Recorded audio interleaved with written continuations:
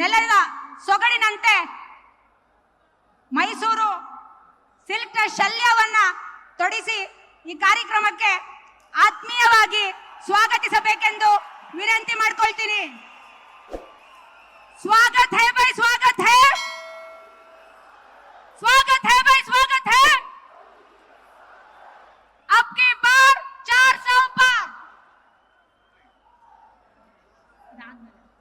अब की बार, अब की बार, अब की बार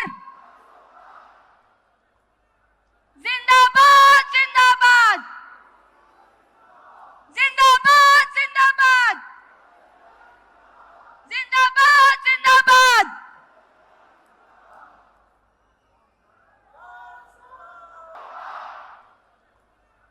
जिंदाबाद जिंदाबाद जिंदाबाद जिंदाबाद जिंदाबाद जिंदाबाद।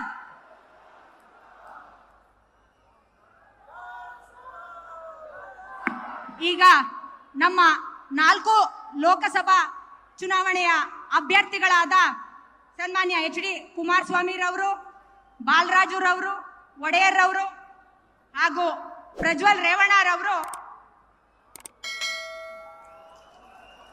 ಈಗ ನಮ್ಮ ನಾರಿ ಶಕ್ತಿಯಿಂದ ನರೇಂದ್ರ ಮೋದಿ ರವರಿಗೆ ಸನ್ಮಾನ.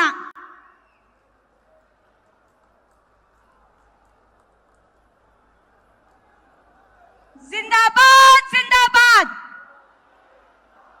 जिंदाबाद जिंदाबाद।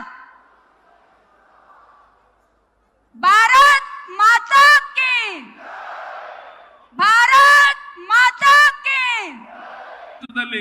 ನಾನು ಭರವಸೆ ನರೇಂದ್ರ ಮೋದಿಜಿಯವರೇ ಖುದ್ದಾಗಿ ಇಲ್ಲಿಗೆ ಬಂದು ನಿಮ್ಮೆಲ್ಲರನ್ನು ಕುರಿತು ಮಾತನಾಡೋದ್ರಿಂದ ನಾನು ಹೆಚ್ಚು ಮಾತನಾಡಕ್ಕೆ ಇಷ್ಟಪಡೋದಿಲ್ಲ. ಇವತ್ತು ಕಾಂಗ್ರೆಸ್ ಪಕ್ಷ ಹಣದ ಬಲ, ಹೆಂಡದ ಬಲ, ತೋಳ್ಬಲ, ಅಧಿಕಾರ ಬಲ, ಜಾತಿಯ ವಿಷಬೀಜ ಬಿತ್ತಿ ಅಧಿಕಾರಕ್ಕೆ ಬರ್ಬೋದು ಅನ್ನೋ ಭ್ರಮೆನಲ್ಲಿದ್ದಾರೆ. ನಾನು ಇವತ್ತು ಹೇಳ್ತೇನೆ ಕಾಂಗ್ರೆಸ್ ಮುಖಂಡರಿಗೆ, ಇವತ್ತು ಬರುವಂತ ಲೋಕಸಭಾ ಚುನಾವಣೆಯ ಫಲಿತಾಂಶದ ನಂತರ ನೀವೆಲ್ಲಿರ್ತೀರಾ ಅನ್ನೋದಕ್ಕೆ ನಿಮ್ಮ ಅಡ್ರೆಸ್ ಇರೋದಿಲ್ಲ ಅನ್ನೋದು ನಿಮಗೆ ಗೊತ್ತಿದೆ. ಆದ್ರೂ ಸಹ ಮನ ಬಂದಂತೆ ಮಾತನಾಡ್ತಾ ಇದ್ದೀರಾ.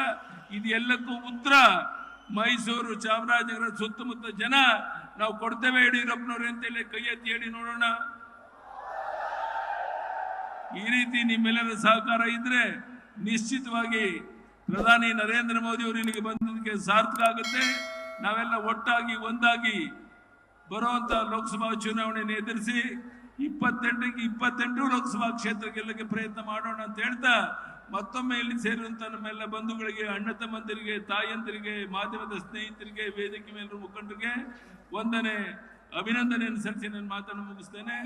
ಧನ್ಯವಾದಗಳು.